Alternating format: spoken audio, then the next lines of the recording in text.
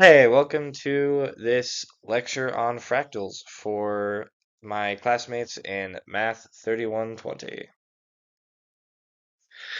To start our discussion on fractals, we first need to understand what a recursive sequence is.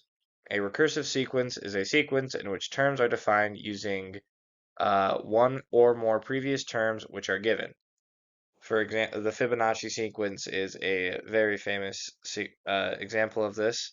On the screen, you can see a couple different examples of various recursive sequences. For example, the first one is a naught equals 14, and then from there on, we add 2 to that term to get the next term in the sequence. The bottom is similar, except we're multiplying by 2 instead of adding by 2.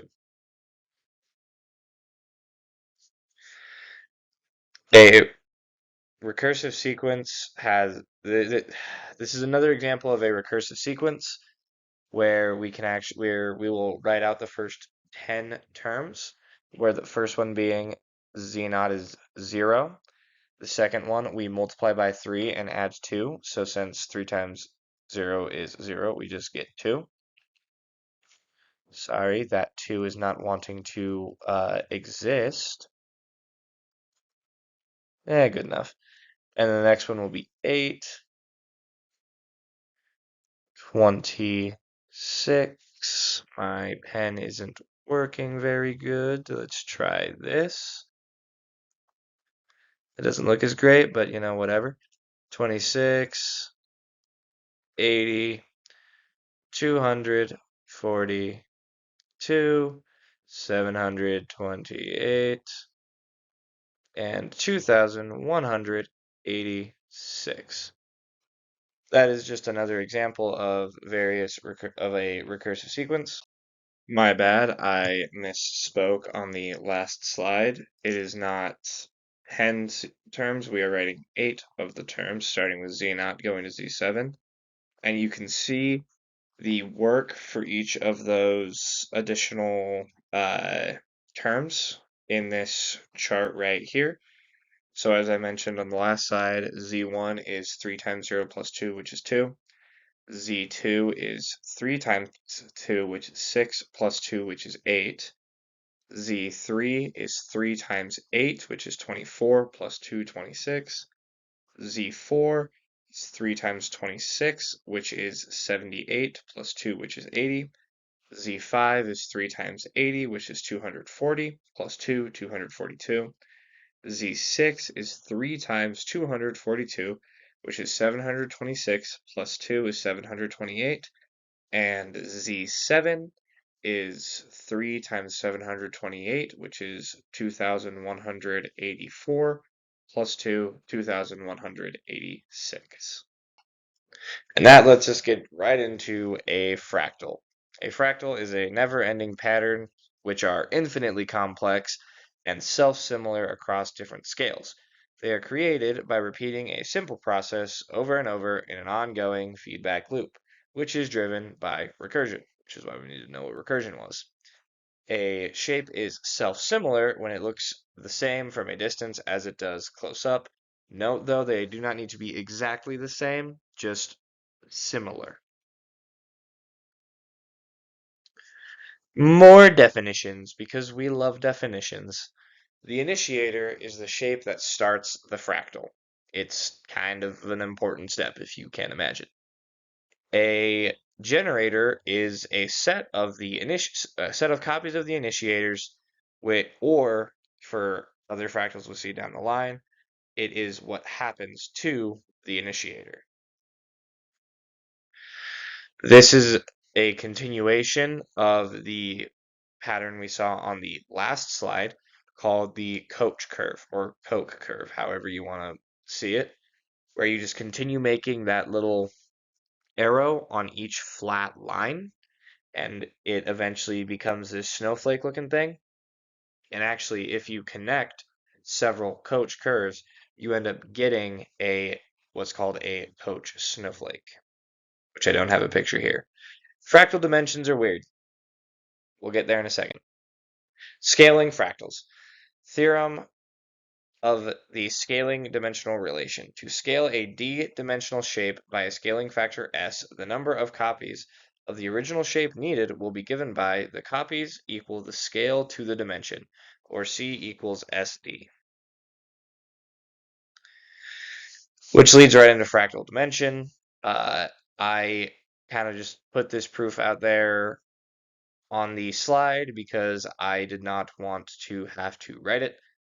So if you want to look over that, feel free. In the end, we just get that the dimension of a fractal is equal to the log of the copies over this log of the scales. A reduction fractal. So this is not a commonly used or accepted definition, but I included it here for the purpose of clarity because I felt that it would be a simple way to describe the types of fractals that we are going to be going over here in a moment. So a reduction fractal is used to describe a fractal that is created by removing a section of the initial shape, dividing it into similar but smaller shapes. The Sierpinski carpet is the first example of a reduction fractal that I'm going to be showing. It is made when a square is divided into 9 equal squares and the middle one is removed, and that is simply repeated. Note that the number of squares that make up the carpet is equal to 8 to the n, where n is the number of steps that have been taken. So as you can see, step 1 is where we see the original generator and it's removed. Step 2 is when we do it again. Step 3 again and again and again. So once we get to step 4, we have 8 to the 4 squares, which is, as you can imagine, a lot. 64 times 64. I'm not entirely sure what that equals, but it's a number, and it's a big one. It is equal to 4,096. The the area of each individual square is also dependent on the steps and is equal to 1 over 9. That is an awful 9, but I promise you it's a 9. 9 to the n. So, multiplying these two together, we actually get the area of the total carpet, which is 8 to the n over 9 to the n. So, as you can kind of guess here, the area of as more steps are taken, the area of the carpet continues to get smaller, and that will be important in later slides. The Menger sponge is a 3D extension of the Sierpinski carpet. To create a Menger sponge, a cube is divided into 27 equal cubes. The middle cube is in each face, and the centermost cube are all removed, leaving 20 equally sized cubes. The process is then repeated for each of the smaller cubes an infinite number of times. Note that with a Menger sponge, it's kind of crazy. So the number of cubes in a Menger sponge, n subscript, if my pen is going to cooperate again, it was nice on the last slide, but not this one apparently, is equal to the summation from x 0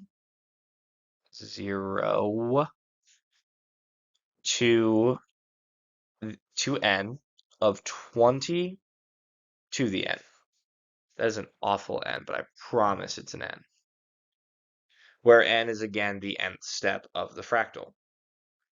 The length of each side of these squares, not triangles. We are not dealing with a gasket. Is equal to 1/3 to the n. And the volume of a Menger sponge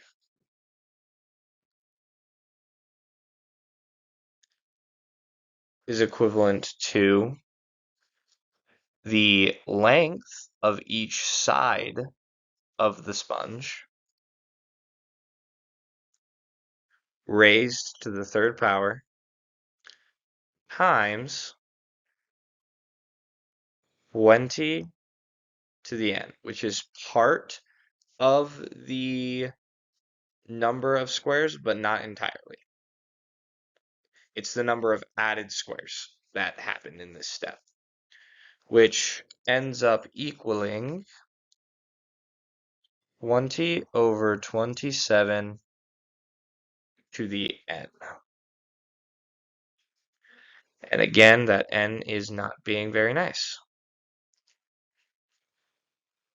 And finally, the surface area, that is probably the worst S I've seen in my life. I apologize for that. The surface area of a Menger sponge at step n is kind of a complicated equation. It's 2 times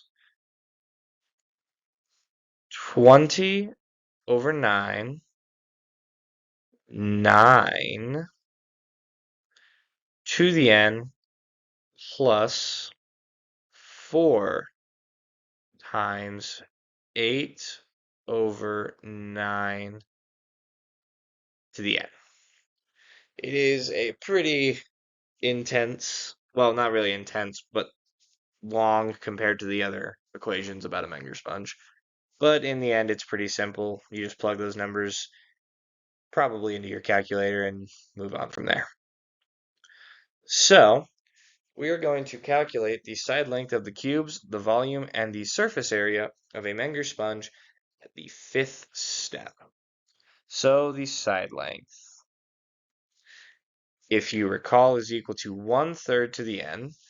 So, we're going to have 1/3 to the fifth, which is equal to 1 over 243. That is probably the best number I've seen in my life.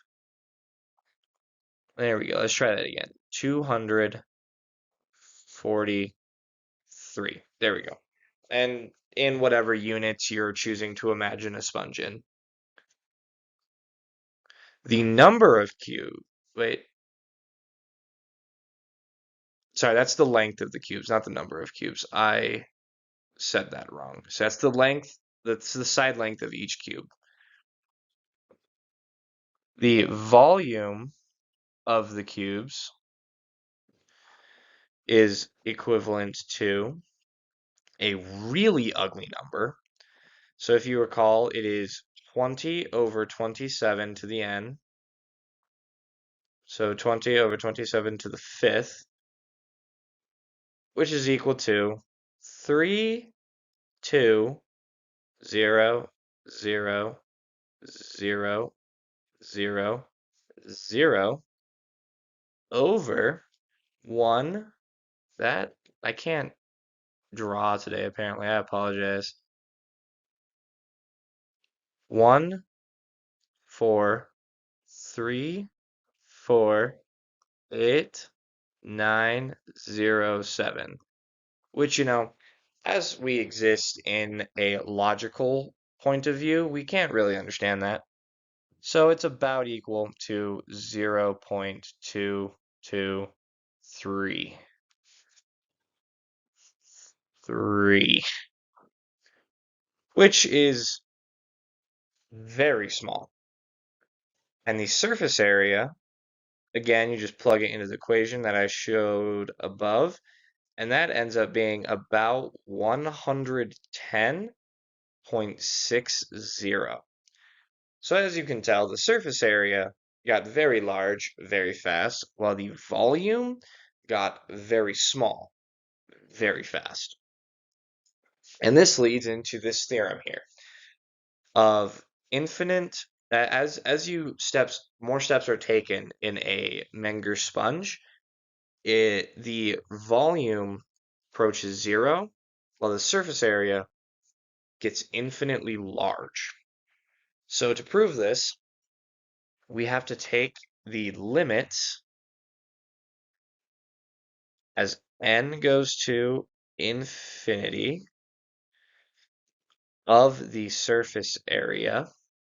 So of 2 times 20 over 9 to the n plus 4 times 8. That is a beautiful 8. Times 8 over 9 to the n. Now, I'm willing to assume that most people watching this video, as it is meant for students in a high-level math course, know how to take this. So I'm going to simplify the process into it's going to end up equaling infinity plus 0, which is equal to infinity. So the surface area as we go to infinity is infinity. Now, we can show using pretty much the exact same process that as we take the limit of n to infinity of the volume, which is 2 times 20, that looks like a 6, 20 over 27 to the n, we can see that this approaches 0. So while it never actually gets to 0, it approaches 0, which is kind of weird to think about, as if something has surface area, we would assume it would probably have a volume. But as we take this to infinity, the surface area gets infinitely large, while the volume bottoms out. Uh, do note that we only took the time to prove this for the Menger sponge, but a similar proof can be done for several other reduction fractals, like the Sierpinski carpet shown earlier, and even a Sierpinski gasket, which is similar to a Sierpinski carpet, but it's with triangles. And you'll find similar results. Why this matters in real life. This idea that you can cut something out of an object and increase its surface area while continually decreasing its volume is actually very useful in uh, stuff like antennas, where the type of the radio waves that are picked up are dependent on the surface area of the antenna. So having a higher surface area but a lower volume helps to save on material costs. So it helps to make those more efficient. However, this can lead to an increased cost as stronger materials are needed to offset the instability that will be created by removing material. Now let's take a step away from uh, real life stuff and move into imaginary stuff, because imaginary numbers are also cool. So the Mandelbrot set. This is a set of complex fractals that is defined by yet another recursive sequence. Just a quick overview of what a complex number is. In math, a complex number is an element of a number system that extends the real numbers with a specific element denoted I, called the imaginary unit, and satisfying the equation a plus bi. Every complex number can be expressed in the form a plus bi, where a and b are both real numbers, and yet again where I is denoting the imaginary point. Note that the square root of -1 is equal to I. And that just lets us denote which part of the complex number is the imaginary portion. Also, a complex number can be graphed on the complex plane, where the x-axis is the real axis and the y-axis is the imaginary axis. There's also arithmetic that can be done with complex numbers. You can see a couple of examples on screen with addition, multiplication, and division. They are very similar to just doing normal arithmetic. You just gotta remember your PEMDAS and how the fact that the I squared is going to equal -1, since it is I is the square root of -1. The modulus of a complex number is denoted as the absolute value of that number, and it is the distance from the origin in the complex plane, and the equation is shown below, where x is actually a and y is bi.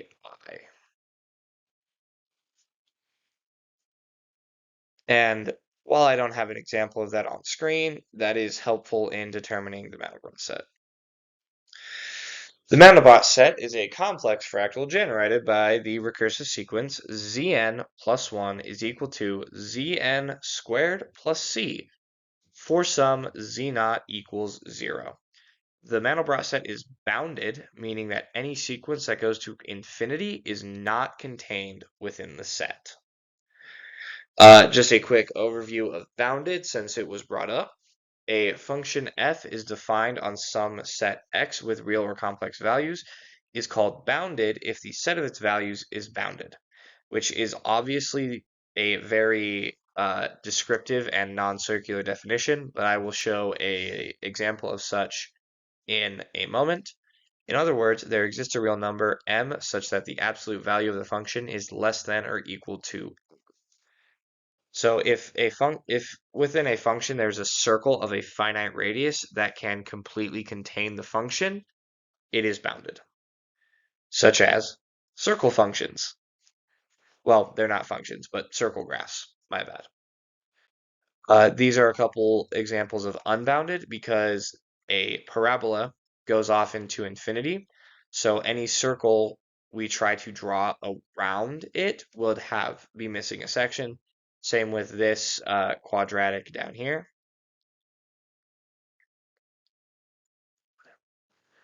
Sorry, that function down there, it is not a quadratic, it is a cubic, but whatever.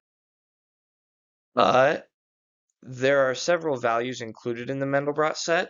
For example, the one on the bottom, 0.5i, we can guess that it's going to be in the set as it's getting increasingly smaller, not increasing to infinity. And then the number, so it would likely be inside the Mandelbrot set. The 3 plus I, however, we can see starts getting large very quickly. So it is likely that it also goes into infinity and would not be included in the Mandelbrot set. So we can determine whether or not a number is in the Mandelbrot set fairly quickly. With this one, the first 5 numbers are going to be 0, 1 plus I, 1 plus 3i, -7 plus 7i,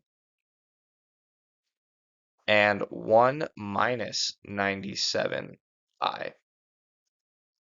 While we didn't do very many, kind of just trust me on this one, as we would continue testing this sequence with the Mandelbrot equation, it would continuously get larger and larger, eventually going to infinity, and it would not be included in the set.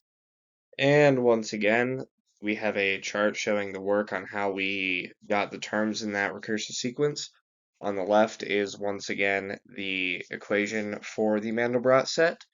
On the right, we have z naught is 0 and that our c is 1 plus I. So z1 is 0 squared plus 1 plus I, which is just 1 plus I.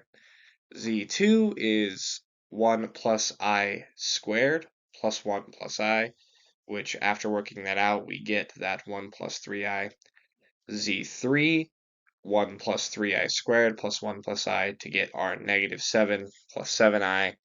And z4 with the -7 plus 7i squared plus 1 plus I would give us our 1 minus 97i. Note that with this theorem, we can see that for any complex number c where zn plus 1 equals zn plus c, it is not contained within the Mandelbrot set if the modulus of zn is greater than 2. So down below we can see the proof of this where we let the modulus of Zn be greater than the modulus of C, where the modulus of Zn is greater than 2.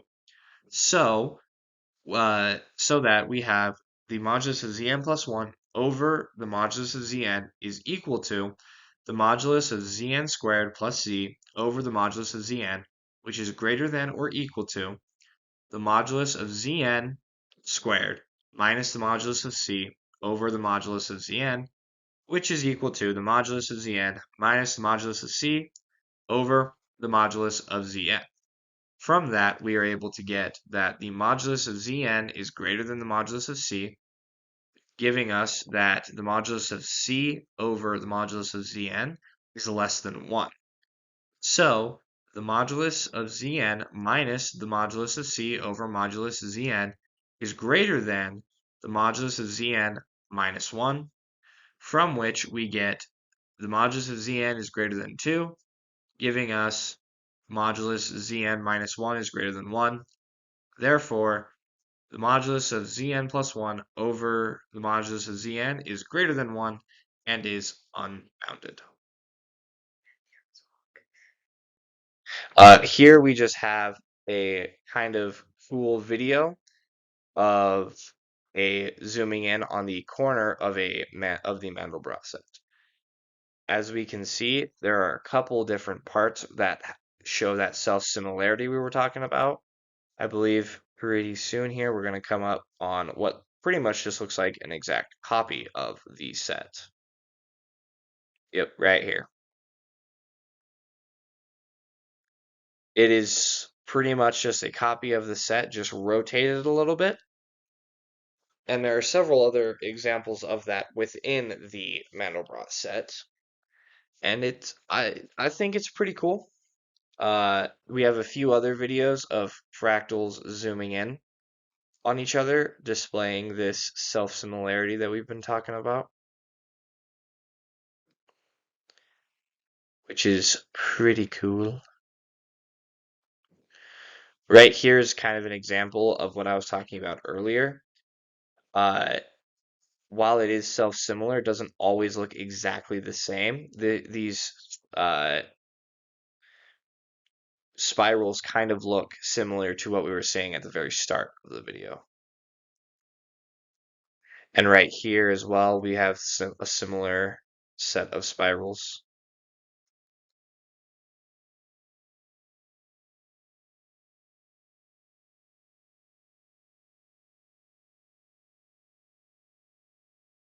The self-similarity of fractals is very cool overall.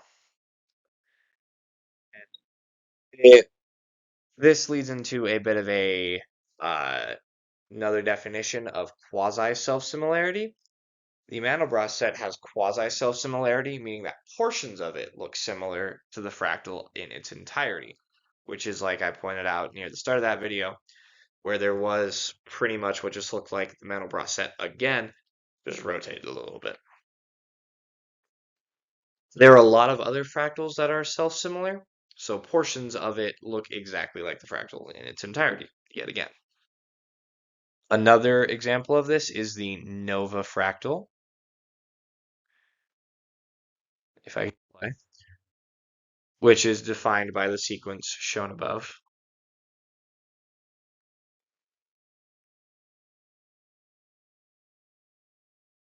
Hey, look at that. It's the Mandelbrot set. Made a cameo.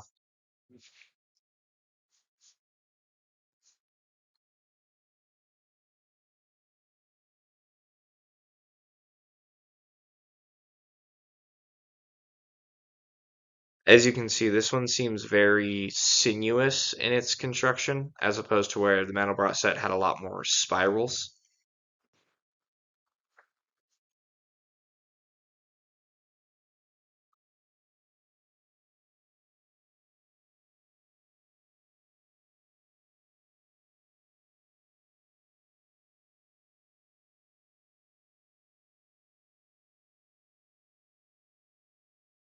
Hey, look, there's the Mandelbrot set again. Example, self-similar Fractal is the magnitude, which is defined yet again by the sequence above.